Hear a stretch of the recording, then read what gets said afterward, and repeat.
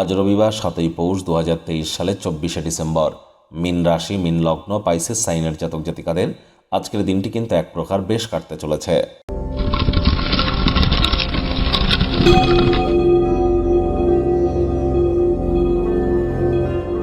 ভিডিওটির শুরুতেই স্ক্রিনে আপনারা দেখতে পাচ্ছেন সূর্যদেবের প্রণাম মন্ত্র। ওম জবা কুসুম শঙ্কাশং কাশ্যপেয়ং মহাদুতিম ধন্তারিং সর্বপাপগ্নং প্রণতহস্মি দিবাকারম। এই মন্ত্রটি সকালবেলা ঘুম থেকে উঠেই সূর্যদেবকে প্রণাম করে সূর্যদেবের উদ্দেশ্যে তামা বা পিতলের ঘটিতে জল, একটু অল্প গঙ্গা জল, কালো তিল, লাল রঙের পুষ্পাদি অর্ঘ্য নিবেদন করে সূর্যদেবের উদ্দেশ্যে 11 বার জপ করে দিন শুরু করুন, অত্যন্ত উপকৃত হবেন।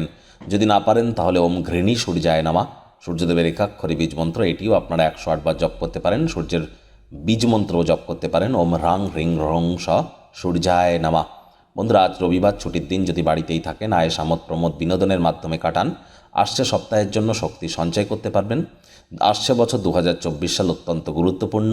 সংখ্যাতত্ত্ববিদ্যা অনুযায়ী যদি যোগ করেন তাহলে 2 + 2 + 4 = 8, অর্থাৎ স্যাটার্নের ইয়ার, শনির বছর। প্রতি 8 বছর অন্তর অন্তর এই বছরটি ব্যাক আসে। বিগত 8 বছরে যারা বিভিন্ন অন্যায় কর্ম করেছেন তাদের পানিশমেন্টের টাইম, যারা অনেক সুকর্ম করেছেন তাদের রিওয়ার্ডের টাইম। আপনার ক্ষেত্রে আসছে বছর 2024 সাল ঠিক কেমন অতিবাহিত হবে সে বিষয়ে বিস্তারিত আলোচনা সহ ভিডিও চ্যানেলে আগেই আপলোড করা হয়েছে। সময় সুযোগ বুঝে দেখে শুনে নেবেন, আই বাটনে লিঙ্ক দিয়ে দেব। ভাগ্যমিটার আজ আপনাদের বলছে 8/10 ভাগ্য আপনাদের অনুকূলেই থাকবে, তবে স্বাস্থ্যগত ব্যাপারে আপনাদেরকে একটু সাবধানতা অবলম্বন করেই চলতে হবে। আজ যদি কারোর কোনো বিষয়ে মতামত নিচ্ছেন তাহলে তাদের অনুভূতিকে বিশেষভাবে যত্ন নিন। আজ আপনার দ্বারা কোনো ভুল সিদ্ধান্ত বিপরীতভাবে কিন্তু আপনাদেরকে প্রভাবিত করতেই পারে, মানসিক চাপকেও বাড়িয়ে দেবে।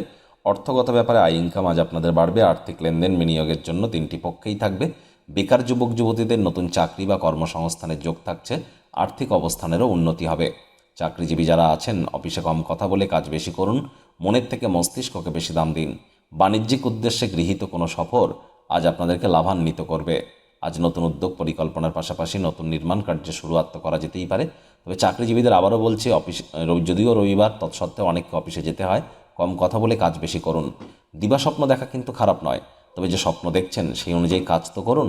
যারা ছবি আঁকা, নাচ গান, নাটক, কবিতা আবৃত্তি, এই ধরনের ক্রিয়েটিভ সেক্টরে যারা নিজেদের কেরিয়ার গড়তে চান, দীর্ঘ প্রতীক্ষিত নামযশ খ্যাতি কিন্তু আপনাদের মিলতেই পারে।